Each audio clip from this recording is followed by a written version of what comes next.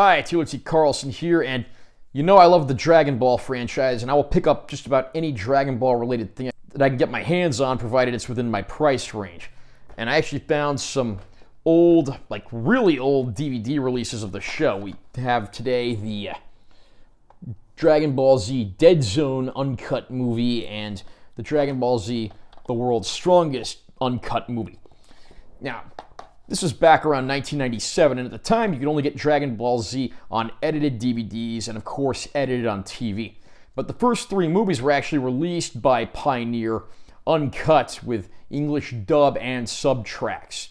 So at the time, this was a pretty landmark thing. You could actually see uncensored Dragon Ball Z, which was unheard of to American audiences at the time. I'm going to unbox these discs. I'll talk a little about the movies. Probably not going to get too into the movies themselves. I'm going to talk more about these specific releases, and I'll share some opinions with you. Let's start off with the first one, Dragon Ball Z Movie 1. This is called Dead Zone. This is actually a prequel to the Dragon Ball Z series, taking place roughly a year before. Whether it's canon or not is debatable to the anime. Here's the inside. We have these like silver discs that have the pattern embossed on them with the art. Kind of hard to see that on the video here, but you can kind of see Goku's hair there. Got an insert right there that has chapter selects. There's also, some information if you want to contact Pioneer for more info about their products. If I didn't show it earlier, here's the back cover. Got a description of the movie and a description of some of the features on the disc. I'll read the description that's on here. Gohan is kidnapped. The evil Garlic Jr. is gathering the 7 Dragon Balls to wish for immortality. Then Garlic Jr. plans to take over the world and make the entire human race suffer for the death of his father. Goku rushes to save Gohan, but arrives at the fortress just as Garlic Jr. summons the Eternal Dragon. Krillin and Piccolo try to help Goku, but their combined strength is no match for Garlic Jr., who creates a dead zone, black hole, to suck in our heroes into oblivion. Suddenly, Gohan starts to show his hidden power, but will it be enough? For special features on the disc, there's interactive menus. I don't know if you'd really call that a special feature anymore. English and Japanese, which again at the time was pretty novel. Nowadays, these hybrid audio track releases for anime are pretty much the industry standard. Characters notes, language and subtitles, scene access, and deleted TV scenes. The latter is important because they actually have some scenes on here that were cut out of the English dub of the show initially, because the original dub was edited not only for nudity and violence, but also for time, so they cut out a lot of filler. Ironically, that's kind of similar to what Dragon Ball Kai would eventually end up doing. So, I will also say that I do prefer this early dub of the movie over the later one. This one is actually more accurate, and I do tend to prefer a lot of the earlier voice actors, although there's some from the later Funimation dub that I prefer. Although Scott McNeil as Piccolo is one of my personal favorites. But anyway, moving on. Second movie that I picked up from this old Pioneer line, The World's Strongest. This is Dragon Ball Z Movie 2.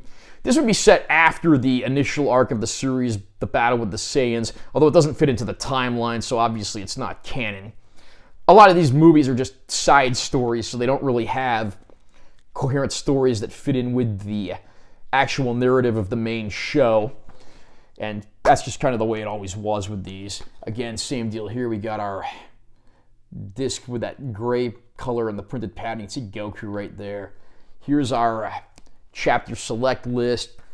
Same deal, you got an ad for Pioneer if you want to send away for more info. Although given that these releases came out in 1997, I'm guessing that address probably is not still valid. And here's the description for Movie 2, The World's Strongest. Thanks to the Dragon Balls and his dedicated assistant, Dr. Cochin, the evil Dr. Wheelo has been freed from his icy tomb. Now these mad scientists plot to take over the world with their fearsome biotechnology. There's just one hitch. Dr. Wheelo's body died, and now his brain is living in a glass jar. Dr. Wheelo seeks the strongest, healthiest body in the world to be the new home for his magnificent brain, so Dr. Cochin and their android warriors kidnap Piccolo and Master Roshi, trying to find the world's strongest fighter. Goku, Gohan, and Krillin come to their friend's rescue, but Dr. Wheelo's henchmen are amazingly strong. To make matters worse, it seems that Dr. Wheelo not only wants to have Goku's body, but he already controls Piccolo. Will our heroes save the day or lose their minds? For features on this one, we have language selection, English and Japanese, English subtitles and hearing impaired, captions, scene access, character info, video library, and battlefield. So you actually have some little character profiles on here, and there's even a list of a lot of the old VHS and DVDs that were available at the time. Again, you could only get Dragon Ball Z censored and dubbed into English at the time on home video, with the exception of these two releases, as well as the Tree of Might one, which I actually covered in one of my earlier videos. The World's Strongest, I kind of like this one because it focuses on an Earthbound threat. There's not really any leaving the planet Earth, any extraterrestrials come to be part of the conflict. That's one thing I liked about the original Dragon Ball back in the day. Like, all the conflicts were relegated to Earth, and you didn't really have extraterrestrials or ridiculous out-of-this-world threats. This kind of goes back to that, which I liked. And it actually has some interesting, unique villains in the form of mad scientists and their biotechnology warriors. I mean, I'm not going to say for 1 second that's... I mean, I have to say, of the first 3 movies, the only ones that were released by Pioneer back in the day, this is probably the best of the 3. We've since had Funimation start doing their in-house dub, and they've given us all the other movies that have since come. But it is nice to go back and revisit this earlier dubbed version of the show and see how it compares to the later one. I have to say, if you find these for, like, dirt cheap, I would pick them up. I do prefer Funimation's releases for their Japanese subtitled tracks and things like that.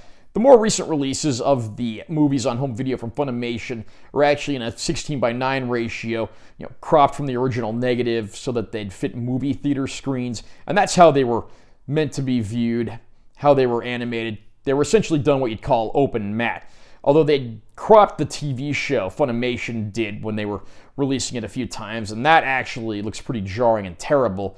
But in the case of the movies, it's a little different. These are the 4:3 open matte versions, so I guess in that case, it's a matter of what you prefer. Are you a fan of Dragon Ball Z, and do you own any of these older uncut DVDs that were released by Pioneer? Do you prefer the older dub or the new dub? Who do you think Goku's best voice actor is? Comment down below and let me know what you think. Also, remember to subscribe to this channel for more content. I'm always posting new videos. And make sure you give this one a like if you found it helpful. I'm Taylor T. Carlson. I'll see you next time.